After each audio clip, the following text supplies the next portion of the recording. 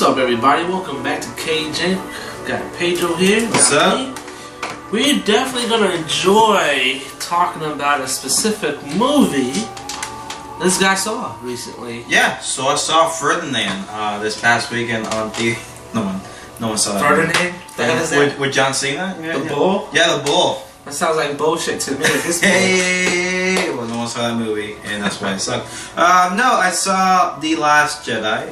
It's a sequel to The Force Awakens, which is the second movie in a set of trilogies for this new era of Star Wars that we're in. And I really enjoyed it. It's a very divisive movie, for a lot of reasons. And when I first saw the movie on Thursday night, I had questions. I was concerned. I wasn't sure how I felt about the movie. What did you rate it to? Out of 5 stars. Out of 5 stars, I'll say like a 4. A 4? 4 out of 5. Oh, okay. Well, I used a 10 scale, so I would say an 8 out of 10. Oh, 8? So, okay.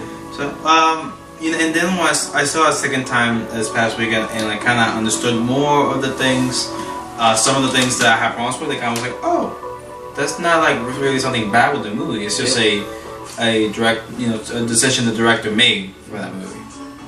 But movie was fantastic. I love the acting. I love the cinematography. Some shots were beautiful. The music was great. The story that they wanted to tell was also great. It did have some problems, of course, with the movie. I heard Snow got killed. What? You want to do one of the spoilers? I'll do spoilers. Yeah, go. Oh yeah. Well, that's were some of the things that people had complaints about. People had complaints about Snow being killed off. About how they were hyping up like this villain. And at first I was like, oh, that's kind of messed up. But then I think about it, I was like, well, it's not really about him. I feel the main thing about this movie is that forget about the past. Mm-hmm. Let the past die, kill it if you have to. Mm. And that's the actual line from the movie. Let the past die, kill it if you have to. Was Snoke like a major character that was even supposedly from a past Star Wars movie? No. And that's why people are mad about it, because people were like, oh, like, who's this Snoke guy? Who is this going? This guy. They thought it was going to be kind of similar to the other movies where they have this villain in the background, and then at the last movie he comes in and that's who they had to face. But this movie was like, oh no, forget about this whole structure. We're going to do our own thing this time. And he got killed off, but I think it made sense in the story plot. It's like, well, he's not really the villain that people that we're supposed to be focused on. It's Kylo Ren. Kylo Ren's the real villain that we're focusing on, in this movie and in the next movie. Oh, okay. So they kill off Snoke. He dies in the movie, and people also have problems with that because they see that, he's not the Luke Skywalker I remember. He was tempted by the dark side, almost killed his nephew. But people don't realize that people change. I guess you and I, we're not the same people we were 5 years ago, 10 years ago. And similar to Luke Skywalker, he changes. And he realized that he failed the Jedi Order, because of him. He feels that his nephew betrayed the Jedi Order, killed off his students, and became evil. So he's guilty, so that's why he's out in an island in some obscure planet, waiting to die, essentially.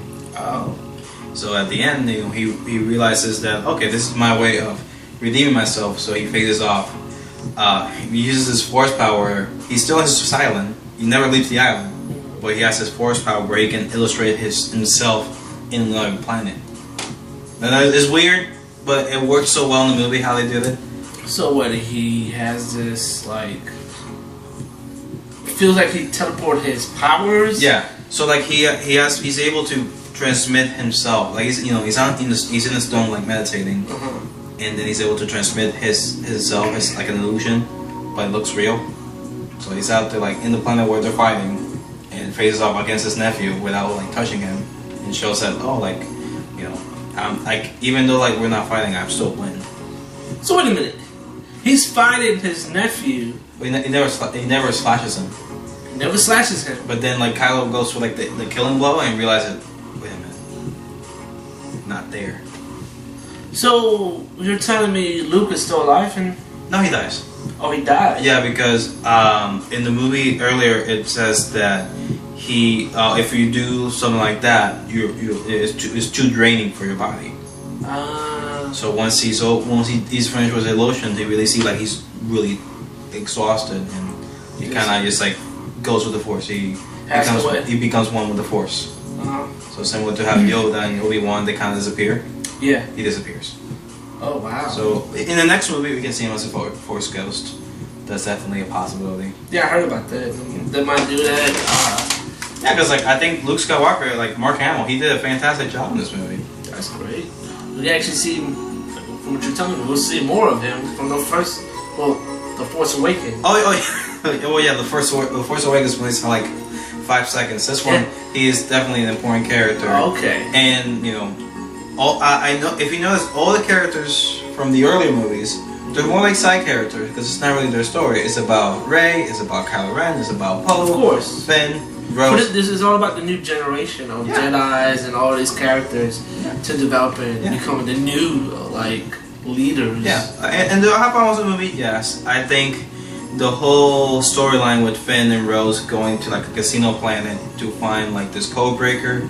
I understood why they did it, but I didn't like it because I felt it kind of. It was just like, oh, let's have Finn do something for this movie. So it was kind of like a side mission on. Yeah, because the plot of the movie is that the Resistance is trying to escape the First Order. They're trying to escape it, and like they're in the last fleet. So the thing that is ballsy about this movie, the movie starts with like about 400 to 500 members of the Resistance trying to escape the First Order. By the end of the movie, there are only a few left, to the point that you can fit all the Resistance inside of the Millennium Falcon. Really? Yes. So wait a minute. Everybody fits in the. Yeah, by the end of the movie, the remaining members of Resistance can fit in the Millennium Falcon out of 500 people. Yeah, because they killed off a lot of people in this movie. Well, damn. Yeah, because they're escaping. Leia's dead? Well, Leia does not die. She makes it to the end of the movie. But of course, we know that Carrie Fisher, she passed away last year. My question is, okay. Well, I can see killed off Luke, but we didn't kill off Leia. You didn't know. It's like by the time that Leia died in real life, or Carrie Fisher died, the movie was done. Yeah. They have done filming. They were working on the editing, so there was no they're way working of on they're working on the 9th movie right now. Yeah, and J.J. Abrams going to be back for that one. Okay. So I can see them, having her die off screen, or what I think they should do, cast another actress. I know fans are going to be like, we shouldn't replace Carrie Fisher, and like I get that, she is Princess Leia for all of us for generations to come. But I feel her character is very important to the story. So be at the end of the day, be like the leader of the Resistance. But I can see them, having her kill off camera, and then have Poe Dameron be like the new leader, which is what they were setting up in this movie. Okay, that's cool. So 4 out of 5, or 5 out of 5, 8 out of 10. Yeah, and like I feel that people are just like divisive because I feel if for both sides really, if you don't like this movie, you're just dumb, whatever. And like if you like this movie, you're dumb. It's like no, like this is a Star Wars for everybody. If you don't like the movie, that's fine. Like the movie does have problems, and I can see why people don't like certain things. Just personally for me, I feel like those were really good things at the movie. So as long as we're having an actual conversation instead of just name calling and like cursing at people randomly for having different opinions. Well, I say, it's a great movie from what it sounds like. Yeah. No problem. I mean, people just poke a lot of different things, and that's what I see in the movie industry for the last 10 years. Everybody pick at even the little smallest things for no reason. Yeah. They just want to complain. It's definitely a movie that it takes some time to process because like I said, they made some bold moves and people did not like them. You had to compress. You can't just first show and just be like, oh, that's maybe a tape. You gotta think about it, do research because that's why they did research to understand. And then I watched the second time. I'm like, okay, most of the problems that I had were just me kind of reacting as a fan, being like, oh, I don't like this, I don't like that. They're changing my Star Wars. For example, the whole thing at the end of Force Awakens where like Rey gives him like the lightsaber. He in the beginning when we finally see Luke, he has a lightsaber, looks at it, and then throws it away. If it's funny and just like what? Like, you had us wait for 2 years about this, and then like just toss it away. Yeah, and that's the thing. It's like, forget about the past. This is a new thing, and thing we're working on. So just hold on with us, for this journey. Okay. Well, guys, girls, ladies, and chicks, Pedro. Well, if you guys disagree or agree, go ahead and leave some comments on the video. Remember to like and share. Be nice, please. No hate comments. I hope there won't be any hate problem. You might have one or two, but nothing crazy. Oh yeah. I know Gracia's gonna say some shit. Well, guys, thank you for watching. Peace out. Peace.